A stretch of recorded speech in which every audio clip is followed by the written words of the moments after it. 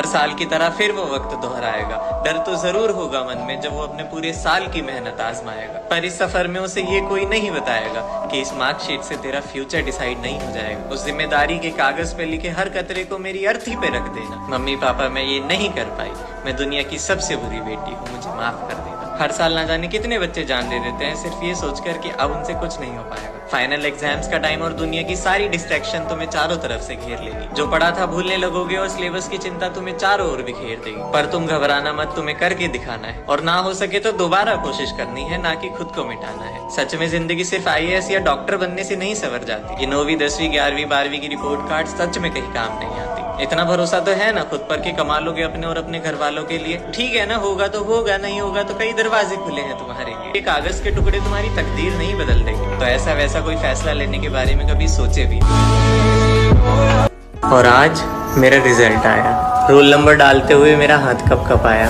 आंखें खोलने से डर लग रहा था, एक्सप्रेस नहीं कर सकता, इतना अजीब लग रहा था। और जब आंखें खोली तो देखा 89%, पर वो एक, खैर छोड़ो।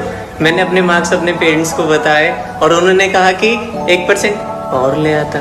पड़ोस वाले अंकित के 91% आए हैं, थोड़ा और पढ़ लेता तो तेरा क्या जाता।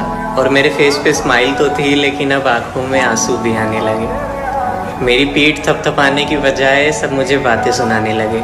लेकिन कौन समझाए कि 10th की मार्कशीट सिर्फ बर्थ प्रूफ और 12th की मार्कशीट सिर्फ कॉलेज के एडमिशन तक ही बेस्ड है।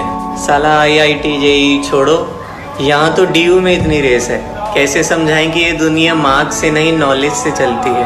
अरे आर्ट्स हो या साइंस हो, सबको मेहनत करनी पड़ती है। उस एक मार्क की वजह से मैं सबकी नज़रों से गिर गया और 1 साल की मेहनत पर 1 मिनट में पानी फिर गया।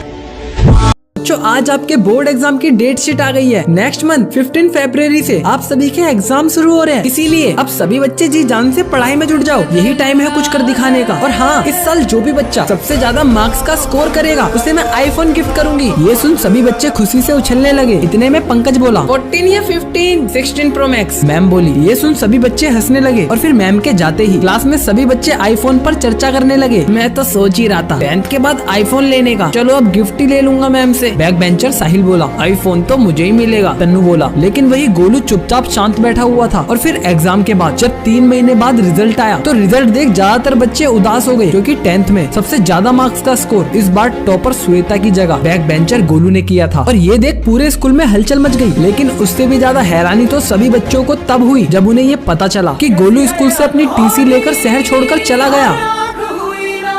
देख लो इसे, फेलियर ऐसे दिखते हैं। सबके सामने क्लास टीचर ने रौनक को बोला, ऐसे बच्चे अपने माँ बाप पर बोझ होते हैं जो पढ़ाई के नाम पर सिर्फ टाइम पास और मस्ती करते हैं। और उस दिन के बाद से जैसे रौनक क्लास से गायब ही हो गया। क्लास में सबके साथ न बैठकर वो अकेला चुपचाप कोने में बैठने लगा। और अगले 15 दिन के अंदर जैसे उस पर कोई चमत्कार हो गया, वो एवरेज से टॉपर्स की ओर बढ़ने लगा। टेस्ट में लास्ट से फर्स्ट स्कोर करने लगा। रौनक जरूर नकल करता है। टेस्ट में गोलू बोला, बिल्कुल सही बोला तूने। पिंकू बोला। और 10th के एग्जाम में जब रौनक ने टॉपर तुषार को बीट कर सबसे ज्यादा मार्क्स का स्कोर कर बच्चों के साथ साथ टीचर तक को हैरान कर दिया।